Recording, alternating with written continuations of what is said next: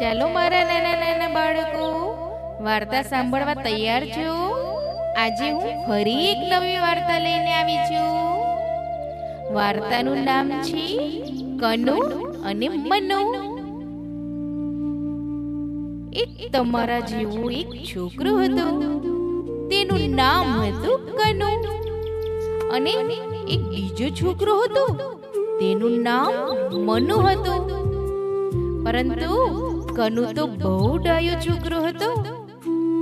સવારે વહેલો ઉઠી જાય, ઉઠીને બ્રશ કરે, સ્નાન કરીને તૈયાર થઈ જાય, દૂધ પી લે, પછી એના દાદીમા સાથે મંદિરે જાય.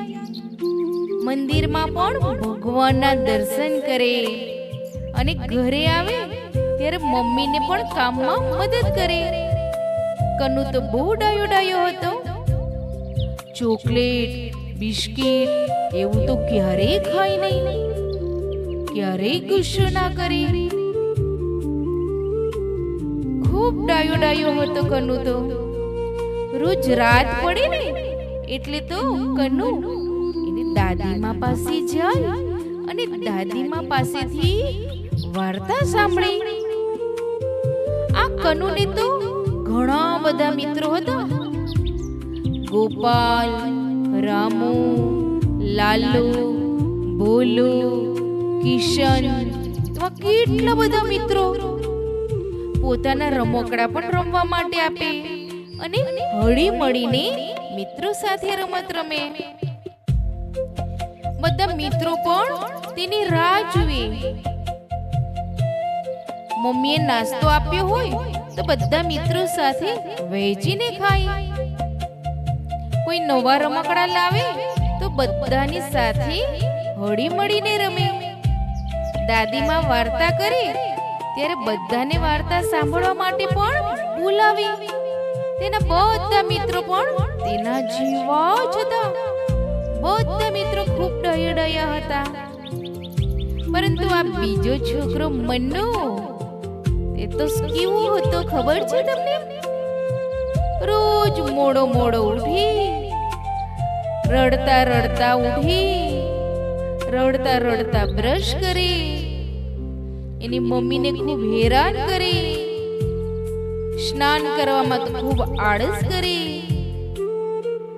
પછી મમ્મી એને પરાણે સ્નાન કરાવે. દાદી માને તો એ જવાબ જ ના આપે. ખૂબ મોટીથી બોલી, ખરાબ શબ્દ બોલી. રમકડા ઘરમાં હોય તો એ રમકડા ફેંકી દે. મિત્રોને રમકડા પણ રમવા ન દે. મિત્રો સાથે ઝઘડો કરે.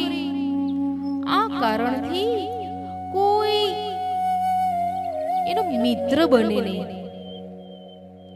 એકવાર મનુએ એની માને કહ્યું કે માં, આ કનુ છે ને, તેને તો કેટલા બધા મિત્રો છે અને મારે કેમ એક પણ મિત્ર નથી? ત્યારે એની માએ કહ્યું, જે બાળકો વહેલા ઉઠે, બ્રશ કરે, પોતાનું કામ જાતે કરે, મિત્રો સાથે હળી મળીને રમે, એકબીજાને રમકડા પણ રમવા આપે, તેવા બાળકોને જ ઘણા બધા મિત્રો હોય. મનુ કહે, માં, હવે હું પણ કનુ જેવું સારું બનીશ. પછી તો મનુ વહેલો ઉઠી જાય, પોતાનું બધું જ કામ નિયમિત કરવા લાગ્યો અને તેમને પણ ઘણા બધા મિત્રો મળ્યા. એની મમ્મી પણ ખુશ થઈ ગઈ, મનુ પણ ખુશ થઈ ગયો અને એમના મિત્રો પણ ખૂબ ખુશ થયા. બાળ મિત્રો, વાર્તા તમને કેવી લાગી? જો વાર્તા તમને ગમી હોય તો લાઈક કરો, કોમેન્ટ કરો, શેર કરો અને અમારી ચેનલને સબસ્ક્રાઇબ કરવાનું ભૂલશો નહીં. ફરી મળીશું નવી વાર્તા લઈને. આવજો.